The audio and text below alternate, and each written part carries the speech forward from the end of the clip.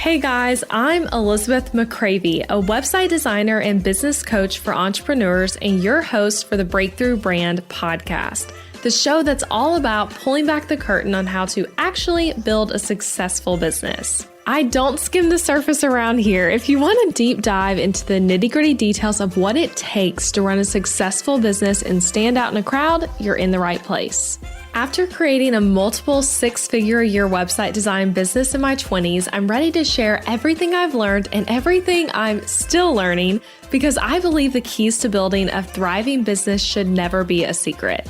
Here you'll find episodes that are actionable, direct, and fun, like friends chatting business over coffee, and a fresh, honest take on the reality of being an entrepreneur. If you're ready to master online marketing, branding, website design, mindset, and business strategy, then this is the podcast for you. It's time to build your breakthrough brand. Let's do this. All right, so I run a pretty lean business, meaning high profit margins and lower expenses, and I'm proud of that. And I think the type of business I run, meaning like an online business, should be able to be lower expense. But so often that's not the case for online businesses because it's so easy to just spin. Shiny object syndrome is real. There's always a new course, a new software, a new retreat or mastermind or event or whatever it is to go to. And in addition to that, most of us, myself included, did not study finance, accounting, or bookkeeping or any of that professionally. And we might struggle to really see where our money is going. And sometimes it's easier just to not look, right? Like we did not get into our business because we love finances. We got in because we love coaching or graphic design or photography or whatever it is. But we've got to look at the numbers. So as we move into the new year, it's really the perfect time to evaluate what's been happening in our business financially and what shifts we can make to improve our finances. Most of us as business owners might reflect on the past year and set new goals for the new year. And I want to do that same thing, critically looking at the way we spend money in our business, what can be changed, what can be improved. So in this really short episode, I'm going to show you 4 areas to look at right now when it comes to your finances, specific questions to ask to evaluate these things. And it's going to set you up for an awesome new year. I came up with this podcast idea because this is what I do. I literally was like, okay, I'm going to do some evaluating soon of my business finances. I like to do this in November, December.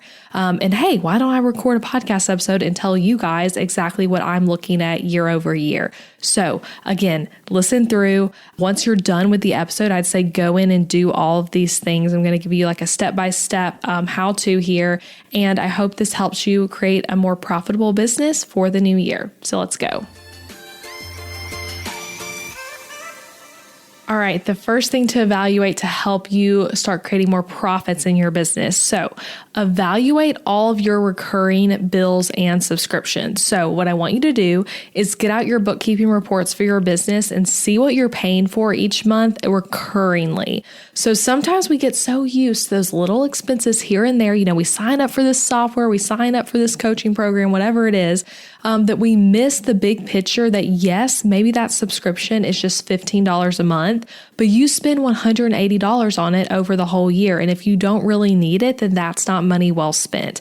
And I know it might be like, oh, $180, it's not that much. $15 a month, it's not that much.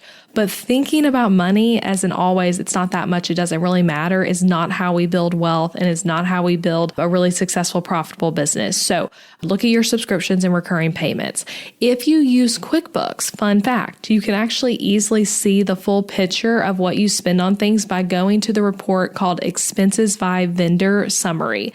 There are other ways too, a lot of different ways in QuickBooks to look at this, but that's the report I really like to use because you can see a breakdown of all the different quote unquote vendors that you're paying money to with a total by it. And then you can kind of see, okay, where's the money going, right? So here are the questions I want you to ask about those recurring subscriptions. Can you move down a tier on any of these, right? Most softwares have multiple tiers. Maybe even you look at one and you're like, hey, I moved to that like $20 a month paid version, but I actually think I could move back down to the free version because I don't use it that much. So see if you can move down a tier. Or is there something you don't use anymore that you can just completely cancel? You're like, yep, I don't use that anymore. I need to cancel it. I didn't even realize I was paying for that until I see it in my QuickBooks summary. Third question to ask, is there a deal that you can re-up with for the new year to get yourself a better rate? As an example, Adobe, if you're a designer or photographer and you're using like the Adobe Creative Suite, I'm not sure if they'll do it this year. I will watch for if they do, and I will share on social media if I see it. But typically every year Adobe does a deal on Creative Cloud where basically you have to like resubscribe, but you can get a way better rate, like significantly less, like 50% off or something like that.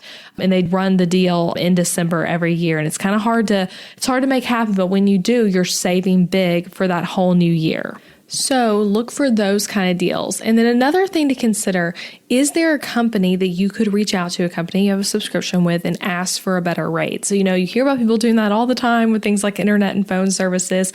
That can also be true of other subscriptions we have for our online business. So is there a company that maybe you could ask like, hey, do you have any sort of deal right now that maybe I'm not seeing on your website that I could take advantage of? Again, could be worth doing. It could take you just 5 minutes, but then save you a lot of money over the course of the whole year. So yeah, just evaluate like all your subscriptions if you need them.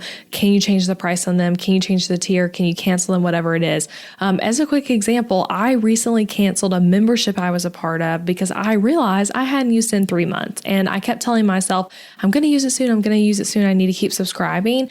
But month over month, honestly, more than 3 months, I just kept not using it. And by canceling it when it was something I wasn't using anyway, I saved over $1,000 in the next 12 months, month over month, by just making that one simple decision and looking and seeing, hey, I'm not really using this. Let's cancel it. So look for areas you can get more lean in your business by canceling, lowering a tier, all of that kind of stuff. So again, look at that, reporting QuickBooks or wherever you're looking at your information. Make notes of like, okay, these are the ones I want to reach out to this company. I need to cancel this. I need to lower a tier on this. And then when you're done going through these steps, you can go back and then like cancel and change the subscription. So that's my first thing to evaluate, your recurring bills and subscriptions. Now, let's move on to the second thing. This is still looking at your subscriptions, but I want you this time to look at the subscriptions where you're like, there's no way I'm going to cancel that. Like, this is something that is essential to running my business. I'm definitely going to keep it, at least for the year. Maybe it's like a forever thing.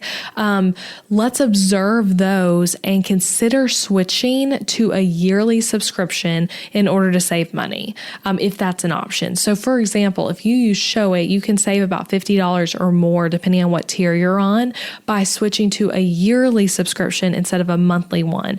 With other things like Dubsado, Planoly, ConvertKit, Flowdesk, all of those, you're going to save big on a yearly subscription. So if you have the cash right now and I'm going to keep using this, I'm not going to change away from this company, then it can be worth it in the long haul to get hit more, let's say in 1 month on your P&L, but then save money over the whole year because, hey, you're not paying for that subscription month over month and you got big savings on it. So again, looking at that list of subscriptions, make note of the companies where you're like, hey, I know I'm not going to part ways with you.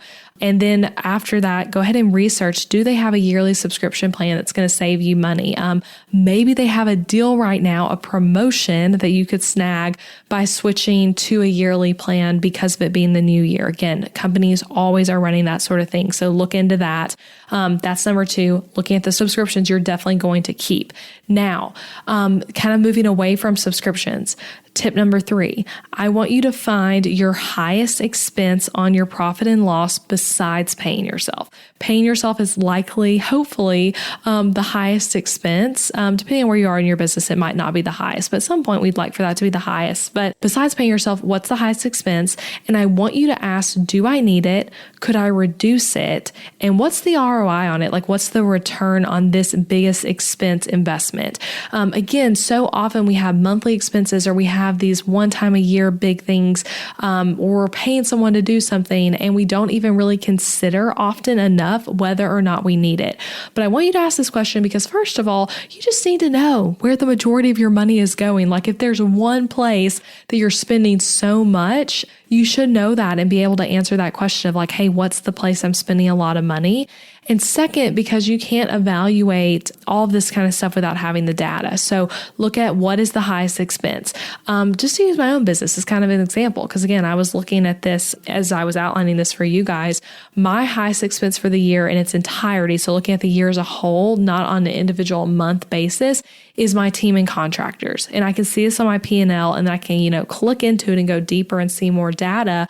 And I can ask, is there someone I'm paying where I'm like, I don't really need to be paying for that? That ROI on that investment has not been worth it, maybe. I'm not saying I have that situation, but I need to look at each of those expenses, the investment, and say, what is the ROI? As an example, looking at like a month over month basis, for me at one point in my business, my biggest monthly expense month over month was Facebook ads. And it was for like many months on end. And when I added up, and when I say the biggest expense was Facebook ads, it was both like the ad cost itself that I'm paying to Facebook, and then the Facebook ad management company I was paying as well. Like that combined was the biggest cost. So I had to evaluate. What's the ROI? Am I actually making more money because of those ads? Right? Like we can just assume like, oh, of course you should run Facebook ads. Of course you should buy this whatever thing, but is there an actual ROI? If there's not, it's not worth it. Are you just wasting money? And that's something I really had to dive into for my business and like figure out. So I want to encourage you to do that as well. And, maybe even like I said, look at the highest expense, maybe also look at like, what's the second highest expense? What's the third? And again, just ask that question, like really look at it. What's the return on investment? Am I making more money? Am I wasting money? Can I change this up somehow? Should I change this up somehow? And again, for those of us who don't love numbers, y'all, that is so me. As I'm talking through this, I might sound like someone who loves finance stuff. I do not. It's not fun for me. I often want to skip this kind of mundane part of our business, right? But this stuff matters big time, and it makes a big difference in the growth of your business over the long haul. So it's something worth looking at. So that was the third tip. Find your highest expense on your P&L besides paying yourself, and evaluate, do I really need that? Can I change it up somehow? And now the fourth thing, this is the last one, but it's a big one. And there's a lot, honestly, this one is like a lot of little tips in it at once, but I'm kind of grouping it into like just calling it number 4. So evaluate the way you're managing your business's money. So to explain what I mean, first of all, there is not a better time of year ever, like no better time than right now to change up your business finances when the new year's happening. It's the cleanest time. You can start fresh on January 1st with a new system. So here are some things that I want you to consider switching out, adding in. Do I need that? Should I change that up? Because again, like there's no better time than right now. There's no easier time than right now. So first thing, your book software. Is it time to switch to something like QuickBooks? Maybe you're on QuickBooks self-employed, and maybe it's time to go to the regular version of QuickBooks. I had to make that switch a few years ago. I really don't know why, but for whatever reason, when I first started using QuickBooks, I was on self-employed, and you actually can't, you have to like just start over completely. You can't like transfer the data to regular QuickBooks. And so when I made that shift, I did it January 1st because that was going to be the simplest time to do it. So New Year's a perfect time. Do you need a new income projection system? A way like to track the finances in your business in a spreadsheet? If so, I want to go ahead and give a little plug here. My tool, Profit Sheet, would be perfect for you.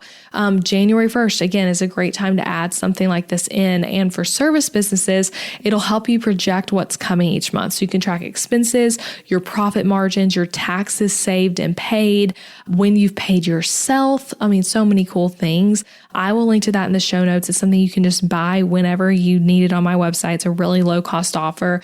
And seriously, right now is a perfect time to buy it. It's really affordable, and you'll be able to get started with it on January 1st. So again, you can find it on my website, elizabethmccravey.com/profit-sheet will get you there. And I'll link to that in the show notes. But consider, like, do you need something like that? And start with it now. Next thing to consider, is it time to hire a bookkeeper? So maybe you DIY'd your books so far in your business, but then you're looking at 2021 and you're like, oh my gosh, I've had so much growth this year. It's time to actually pay a bookkeeper instead of doing books just completely alone. So look into that. And this is a great time. Bookkeepers will love it if you're starting fresh in the new year, and they're not having to like backtrack stuff for you. And then on the money front, on the accepting payments front, is it time you switch up how you're accepting your payments from clients. So maybe you've been getting paid on like the personal Venmo option or Cash App so far in your business. And now it's time to get more professional and switch to accepting payments on like Stripe or PayPal and using a real invoicing system like Dubsado.